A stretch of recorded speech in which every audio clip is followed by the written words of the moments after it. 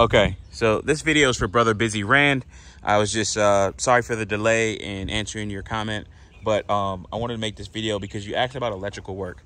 Now, full disclaimer, I learned all this shit off of YouTube. Also, I do have a little bit of a background in low voltage cabling, but I wouldn't say that's like where I learned, honestly, really anything, because a lot of the stuff that I do is from working, is from YouTube. And just being able to look at something and figure it out. With power, main power, your 15 amp and 20 amp, you're looking at 3 wires for the most part. 3 wires, sometimes 2, but mostly 3 wires. You're gonna look at ground, which is green. You're gonna look at white, which is neutral, and then you're gonna look at black, which is your hot wire. Let's see here. So this outlet I just got covered up because it's exposed, but I'm wiring this one up. This is the first outlet I'm wiring inside.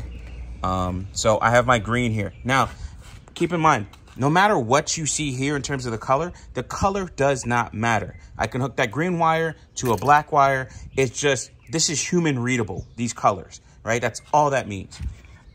So you have your hot wire, which provides the power or pushes power.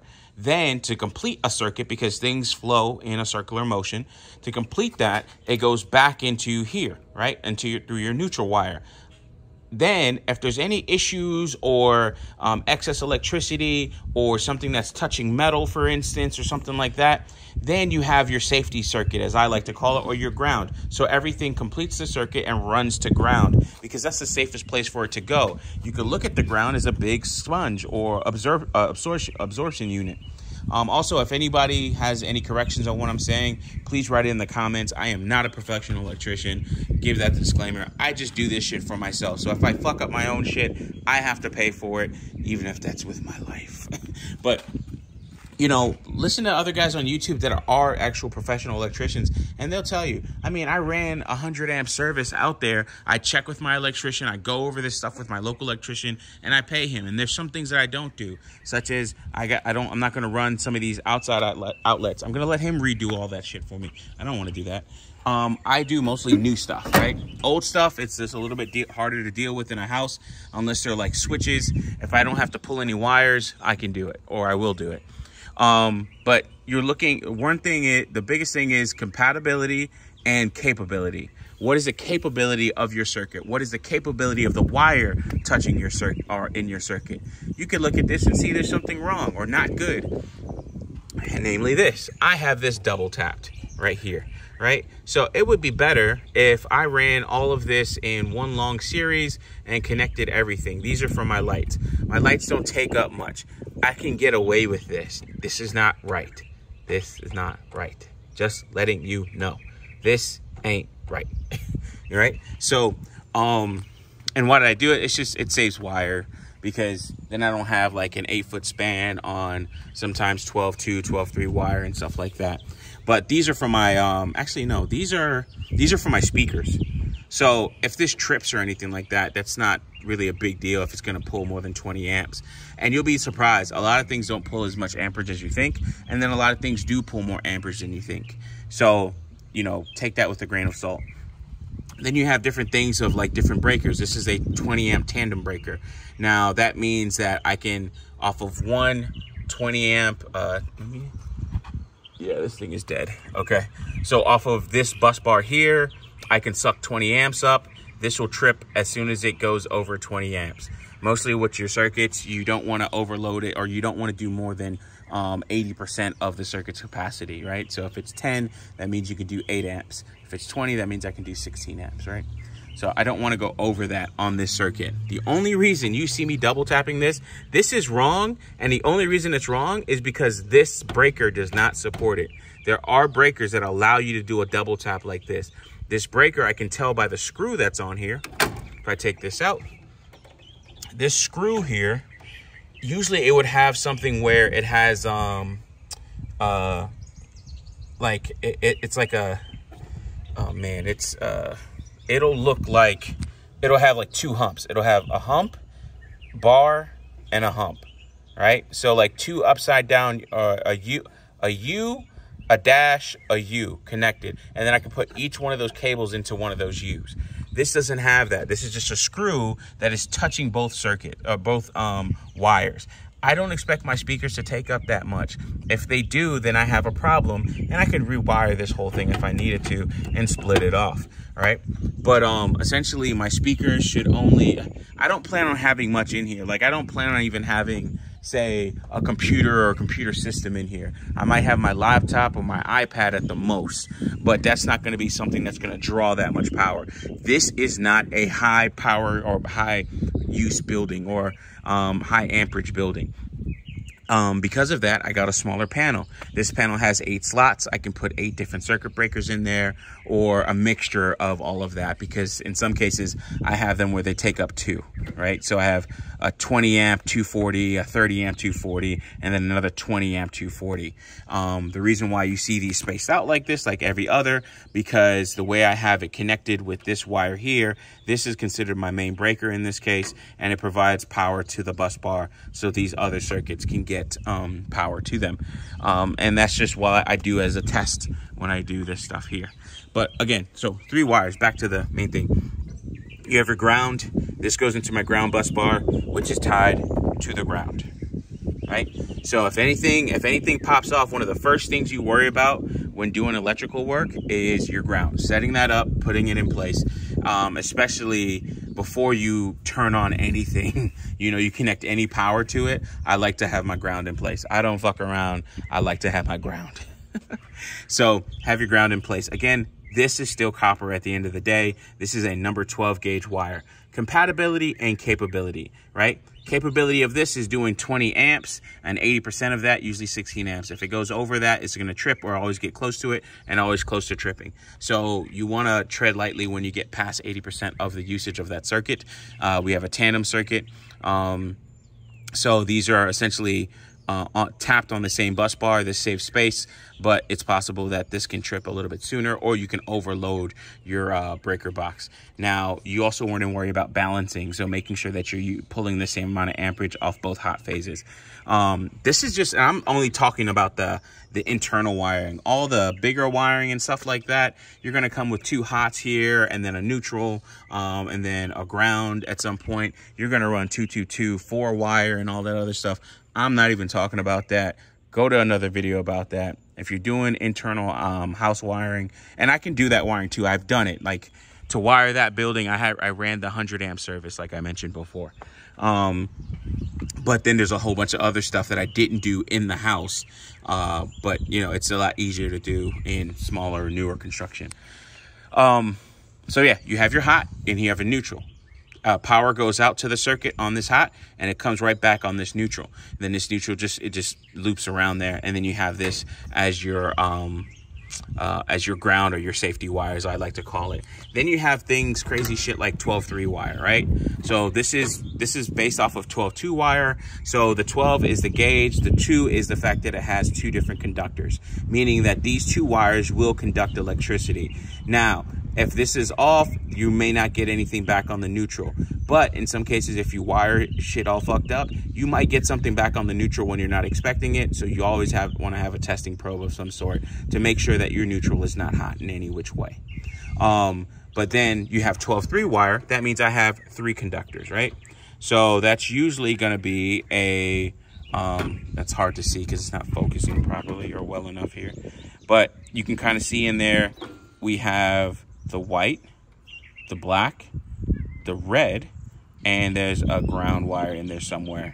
It's just cut off. It's in there somewhere though. You're always gonna have the ground wire. The ground wire is not counted, but it is in there. That was one thing that confused me. This is 12-2, right? Or 12 gauge, 2 conductors. Always have a ground. That I know of. I don't know of it not having a ground. It'll say on the packaging that it's with ground, but you want to check to make sure that you have ground, especially in newer stuff. That's mostly what you're going to be running with. And I try to do, like, electrical work is very easy. I'm not going to lie. It's very easy. Electrical work that is compliant and up to code is very hard. I just want you guys to know that. If it ain't up to code, it's usually pretty damn easy.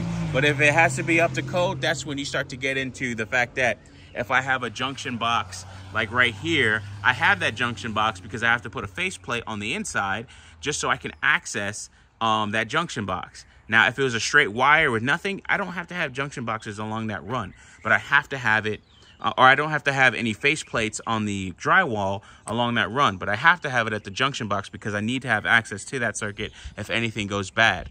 That's important to have, even though it may not be aesthetically pleasing. It's very important to have those, especially if shit goes wrong and you have to take out a light like these light fixtures. My junction box is not outside, it's on the inside, so if I want it on the outside, aesthetically, it looks better if I just have a face plate and I paint over it on the inside. So there's stuff like that that you have to worry about or look into or think about, right?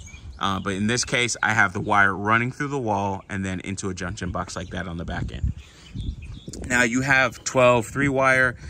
Essentially, I can run 2 hots, 1 neutral, and then a ground. Now that means I can run a switch leg, power to some inside switches, and then I can run another switch leg, power to the internal switches, right? So internal, external. So let's say the red is my external switches or external lights like these, and then the black is my internal lights, like I'm gonna put up eventually, right? I don't wanna run multiple cables out there. It costs a little bit more. So I pay a little bit extra, get a 12-3. I can run the red to the external, and I can run the black for the internal, and then junction box off of that, right? And just, use a wire nut and go from there. You could use 12-3 for other applications, but the biggest thing is you have 2 conductors or another set of switch wires to work with. What else? Yeah, I mean, honestly, that's basically it. I mean, there's more to it when it comes to things that you learn over time. Junctions, box capacity, right? So when you're looking at the capacity of this junction box, single gang junction box only can allow for so many wires to fit in there, and then also the size plug. So on a plug like this, I'm gonna have a hard time stuffing this cable in there. This is a GFCI cable. You can get a GFCI circuit breaker, and those are expensive. They're fucking like 3 times the price. For like a 20 amp GFCI circuit breaker, it might be 2 to 3 times the price of a GFCI plug. Now, I can get GFCI protection, just like that circuit breaker, with a, $5, $6, maybe $10 plug or something like that, depending on the package you get, sales, whatever, right? But I don't remember the price in my head, but I think this was maybe no more than 20 bucks, right, for this. But now, since I have this is the first cable or the first plug in this circuit. I'm going to put my power going into my line, and then all my load wires, everything that's going out to other plugs, anything past this point is GFCI protected, meaning this external plug here, although it has USB ports and stuff like that, it is not a GFCI plug, but it is on a GFCI protected circuit. All right, so that means I can trip this if I wanted to. I could trip that GFCI inside there by just using a GFCI tester out here. So that's something that's important, especially that's again up to code, right? I could put a regular plug out here, but when I shock myself because I'm standing in a puddle of water working on this panel or something like that, and I complete the fucking circuit or complete the path to ground, well, that's on me, right? But now if I have it quote unquote up to code or compliant, now I have protection on that circuit. As I know, the code is that all outside outlets have to be GFCI protected, meaning you can either have a GFCI circuit breaker or a GFCI plug on the circuit, but it has to be downwind or down, what's it called? Down path, I don't know. It has to be a subsequent circuit after that on the load side of this plug. So now I have GFCI protection here, and then all the way to I want to run the plugs over here. So essentially there's 2, 3, and then this 4th one, then it goes all the way up over, and then this plug here and this plug here are now GFCI protected, and the external plug on the other side are now GFCI protected. Why do I have so many plugs on 120 amp circuit? Because I will not be using all of them at the same time. Also, I do not expect to pull more than 20 amps off of this. If I have that problem, even if it's temporary or something like that, I can always just put it up to the speaker or something like that. If I have a problem on these speakers, I can always just add another circuit breaker in there, because I can wire it, and I also have some of this stuff labeled as well. So speaker east, speaker west. So this is east for me, west over there, right? Same thing right here. I have the TV plug and stuff like that. So all that stuff is labeled. This right here, this 12.3 is only for my fountains that I'll eventually get. So I'm pre-wiring that. I already have a 30 amp circuit for the AC unit. So a 30 amp 240 volt for the AC unit that I'm gonna have out here. I'm gonna have a mini split and get that going. And then we talk about capability, right? So the capability of this wire, this 15 amp wire, or this 12 gauge wire is 20 amps. So I can run 20 amps worth of power through that. Now, if I do any more than that, there's a possibility that I can melt this cable. Right, it'll go too hot, it'll trip the breaker, it can cause a fire, all types of other stuff. That's why you have compatibility and capability. The capability of this is 20 amps for this circuit breaker, and then the capability of this wire is to carry 20 amps worth of power, even if it's in a 240 volt configuration, meaning that you got 120 here. At most, it's only going to be able to do 20 amps at the circuit, right, that is connected to per this wire. Now, if I wanted to go something beefier, the lower the gauge, the thicker the wire.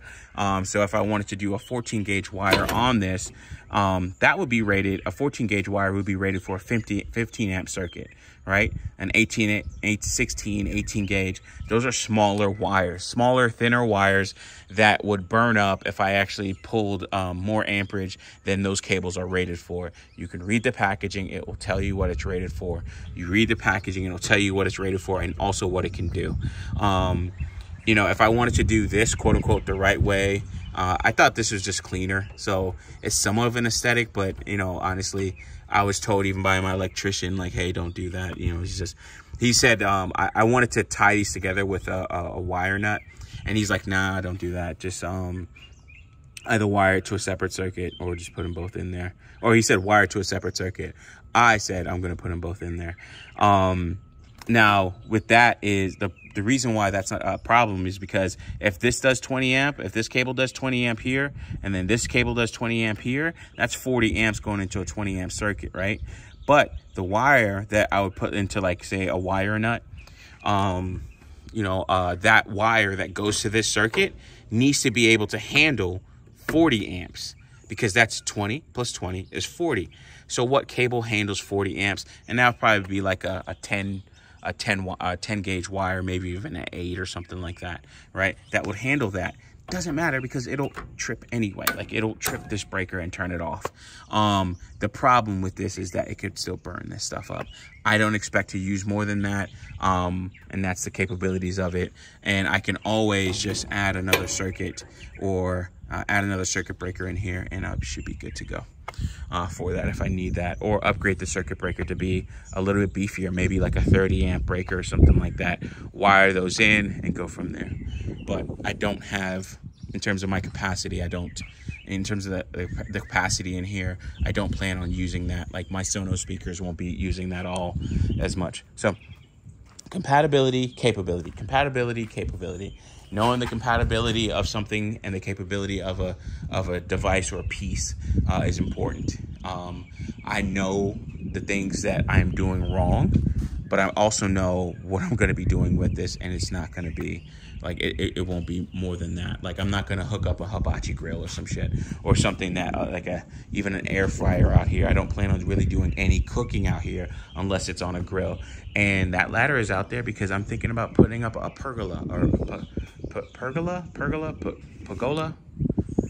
I think it's pronounced pergola, but I don't think there's any R's in there anyways. It looks like pagiola. Pagiola. All right. I don't know. Anyways, I'm thinking of putting one up. That ladder is up about 11 feet right now. Is it? No, that ladder is up. No, maybe it is up 11 feet and it's just farther out because that opening isn't 11. I don't know. But I'm measuring like how it's going to affect the view.